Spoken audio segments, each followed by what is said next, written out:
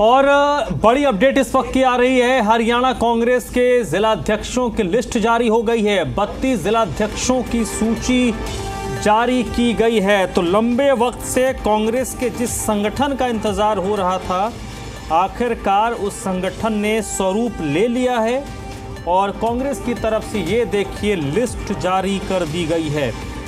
तो बड़ी अपडेट इस वक्त की हरियाणा की सियासत से जुड़ी हुई। हरियाणा कांग्रेस की तरफ से जिलाध्यक्षों की लिस्ट जारी कर दी गई है। 32 जिलाध्यक्षों की सूची जारी हुई है। अंबाला कैंट से परविंदर परी को जिलाध्यक्ष बनाया गया है। अंबाला सिटी से पवन अग्रवाल जिलाध्यक्ष बनाए गए हैं। अंबाला ग्रामीण में दुष्यंत चौहान को जिम्मेदारी दी गई है।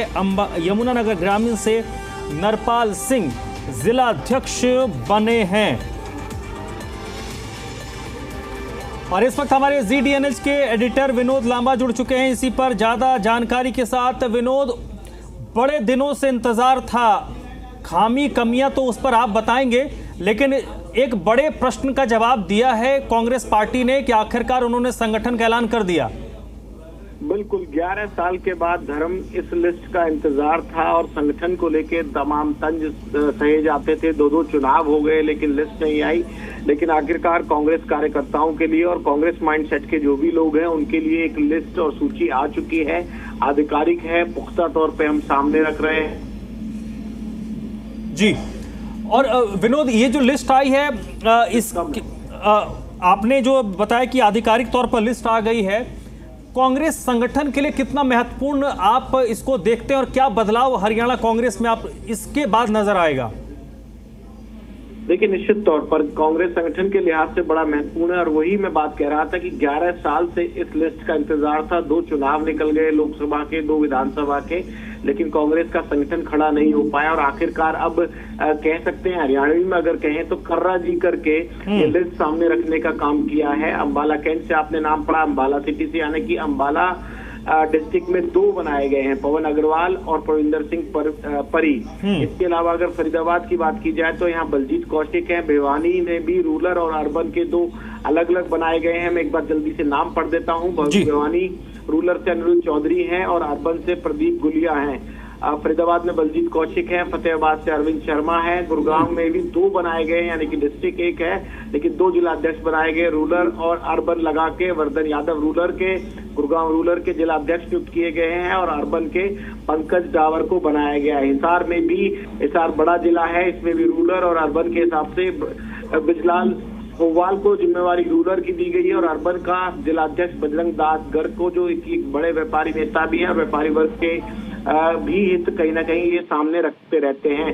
झज्जर की बात करें तो संजय यादव को जिम्मेवारी दी गई है। जींद में ऋषि पाल हैं। कैथल में रामचंद्र गुर्जर, यानी कि तमाम कम्युनिटी को इसमें समावेश नजर आता है। करनाल में भी 2 बनाए गए हैं, एक ग्रामीण और एक शहरी, जहां राजेश वैद ग्रामीण के हैं और अर्बन के पराग बाबा हैं। इसके अलावा कुरुक्षेत्र में मेवा सिंह है। महेंद्रगढ़ में सत्यवीर यादव को बनाया गया है। मेवात नुहू जिले में शाहिदबा खान को बनाया गया। पलवल में नेत्रपाल अधाना को बनाया गया है। पंचकुला में संजय चौहान को नियुक्त किया गया है। पानीपत में रूरल में भी बनाया गया है रमेश मलिक को और रेवाड़ी रूरल का बनाया गया है सुभाष चंद्र छावरी को। तो रेवाड़ी अर्बन की बात करें तो प्रवीण चौधरी हैं। रोहतक रूरल में बलवान सिंह रांगा है और रोहतक अर्बन में कुलदीप सिंह है। सिरसा से संतोष बेनीवाल को बनाया गया है। सोनीपत में भी 2 हैं। सोनीपत ग्रामीण में संजीव कुमार दहिया हैं। सोनीपत अर्बन में कमल दीवान है। यमुनानगर में भी 2 बनाए गए हैं, ग्रामीण और शहरी में, जहां नरपाल सिंह और देवेंद्र सिंह को बनाया गया है। एक बड़ी बात जो मुझे इस लिस्ट में नजर आ रही है वो ये है कि कोई भी मौजूदा विधायक जो इस समय 37 विधायकों की लिस्ट है उसमें किसी को जगह नहीं दी गई है। कुछ चेहरे जरूर इसमें नजर आते हैं, जैसे परविंदर परी हो गए जो चुनाव लड़े थे पिछला, उनको जगह दी गई है। बजरंग दास गर्ग की टिकट होते होते रह गई थी, उनको जगह दी गई है। इसके अलावा बलजीत कौशिक की बात की जाए तो पिछली बार टिकट मिली थी, इस बार टिकट नहीं मिली थी। ये विधायकी का चुनाव लड़ चुके हैं, इनको भी मौका दिया गया है। और इसके अलावा कुछ नाम ऐसे नजर आते हैं जो तयशुदा विधायकों के साथ नाम चलाने की बात की जा रही थी, और इसमें मुझे लगता है कि इस बार खेमेबाजी थोड़ी कम चली है, और इसमें जो पसंदीदा कैंडिडेट्स में जो अब तक के जिले के बड़े लीडर्स थे उनके अलावा भी कुछ नए नामों को यहाँ जगह देती हुई नजर आ रही है। और जहां तक मैं पढ़ पा रहा हूँ इसमें बिल्कुल भी निश्चित तौर पर लिस्ट मेरे सामने है, कोई भी मौजूदा विधायक नहीं। अनुज चौधरी की बात करें तो बंसीलाल के पोते हैं, बीसीसीआई में तमाम रुतबा रहा है उनका, ये श्रुति चौधरी से चुनाव हार गए थे, इनको भी जगह दी गई है। ऐसे ही पंकज डाबर की बात की जाए, ये भी एक बड़े दावेदार थे टिकट के, उनको अर्बन का बनाया गया है, गुरुग्राम अर्बन का। और रूरल का जो वर्धन यादव है ये जरूर हुड्डा खेमे से, दीपेंद्र खेमे से आते हैं, और इनको वर्धन यादव को जिम्मेवारी गुरुग्राम रूरल को दी है। पिछली बार इनको टिकट भी बादशाहपुर से चुनाव हार गए थे राव अनरवी, इनको मौका और मेवा सिंह नजर आते हैं, लेकिन मैंने साथ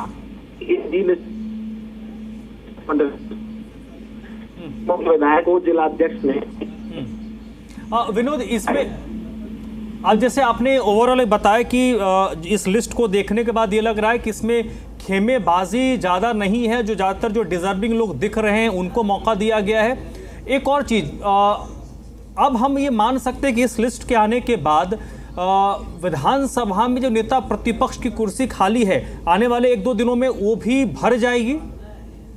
देखिए निश्चित तौर पर अभी मुझे लगता है कि थोड़ा इंतजार इसके लिए करना होगा कि इसमें प्रदेश अध्यक्ष किसको नियुक्त किया जाता है। प्रदेश अध्यक्ष का नाम की घोषणा नहीं की गई है, और यही काम अब बाकी है संगठन में, एक प्रदेश अध्यक्ष किसको बनाया जाता है, क्या उसके साथ वाइस प्रेसिडेंट बनाए जाते हैं, या फिर अलग अलग भी प्रदेश अध्यक्ष में भी 2-3 कोटा जैसे पहले रखा गया था वो बनाया जाता है, ये देखने वाली बात होगी। और आपने ठीक कहा, एलओपी को लेके, एलओपी का लंबे समय से इंतजार है और कई सेशन निकल चुके हैं। 22-23 तारीख से अब सेशन भी हरियाणा का मानसून सत्र आने वाला है, हरियाणा विधानसभा का, उससे पहले क्या हो पाएगा ये भी महत्वपूर्ण बात होगी। विनोद, इसमें एक और पहलू है, जैसा आपने जिक्र किया कि इसमें खेमेबाजी नहीं है और नज़र नहीं आ रही है, लेकिन मोटे तौर पर जैसे आपने बताया कि प्रदेश अध्यक्ष, क्योंकि हरियाणा की जब भी हम बात करते हैं संगठन की तो वहाँ खेमेबाजी की बात आ जाती है, तो जो आला कमान है वो कम से कम बैलेंसिंग की कोशिश तो जरूर करेगा, प्रदेश अध्यक्ष हो, एलओपी हो, कि सब कुछ एक तरफ ना चला जाए, सबकी दावेदारी वहाँ पर रहे।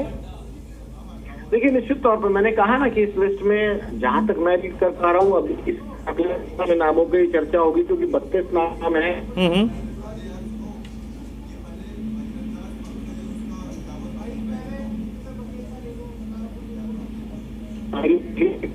पूरी लिस्ट सुनने के बाद इसका जो मंथन होगा, इसके जो रिपोर्ट निकलेगा, इसमें जब बयान आएंगे तो पता चलेगा कि आखिरकार किस कद के नेता हैं। 8, 10, 12 नाम तो ऐसे हैं जो निश्चित तौर पर चुनावी रेस में रहे हैं, या तो विधायक रहे हैं, या चुनाव लड़ चुके हैं, या चुनाव हारे हैं। तो निश्चित तौर पर इस लिस्ट में कुछ ऐसे नए नामों को जगह दी है। ये पहली रिएक्शन है इस लिस्ट को देखने के बाद, और कांग्रेस की जितनी मैंने रिपोर्टिंग की है, जितना मेरी समझ रखता हूँ अगर हम उसके हिसाब से कुछ नंबर तो इसमें नजर आते हैं कि कुछ सरप्राइज नंबर भी हैं। तो ये महत्वपूर्ण है कि लिस्ट आ गई है, आखिरकार संगठन बन गया है, जिसको लेकर पूरी जद्दोजहद थी। और ये कहा जाता है साफ तौर पे कि ये संगठन अगर होता तो इस बार हरियाणा में सरकार की सूरत कुछ बदल सकती थी। ये आरोप चुनाव के बाद आपस और कितना खींचातान हुआ, कितने, और आज ही बयान में मुख्यमंत्री नायब सिंह सैनी का सुन रहा था कि ये बाकी है इनके कांग्रेस में, इन्होंने कई बड़े नेताओं के नाम लिए मुख्यमंत्री नायब सैनी ने, और कहा कि ये बागी है, वो भी बागी है, और बहुत से कांग्रेस के लीडर्स ने हमारी मदद की। ये ऑन रिकॉर्ड कैमरे का आज का बयान भी उनका काफी वायरल है। तो ये नजर आता है कि बीजेपी के तंज जो है लगातार कांग्रेस की तरफ थे, और हम लोग भी जब भी इनसे बात करते थे बतौर पत्रकार यही पूछते थे कि आखिरकार भाई आप लोगों का संगठन, जब राहुल गांधी भी चंडीगढ़ में मीटिंग करके चले गए, वो डेडलाइन भी निकल गई, तो कब बनेगा। तो आखिरकार उस बात का तो जवाब धर्म आज मिल गया है। 11 साल बाद ही सही, आखिरकार 4 चुनाव हारने के बाद ही सही, लेकिन अब यहाँ लिस्ट सामने आ चुकी है, और 22 जिलों के 32 आए गए ग्रामीण और रूरल, उन आम दर्शकों के सामने हम लगातार स्क्रीन पे दिखा रहे हैं। बहुत बहुत शुक्रिया विनोद आपका इस पूरी बातचीत के लिए, जानकारी के लिए। तो फिलहाल जो बड़ी अपडेट हरियाणा की सियासत से जुड़ी इस वक्त की है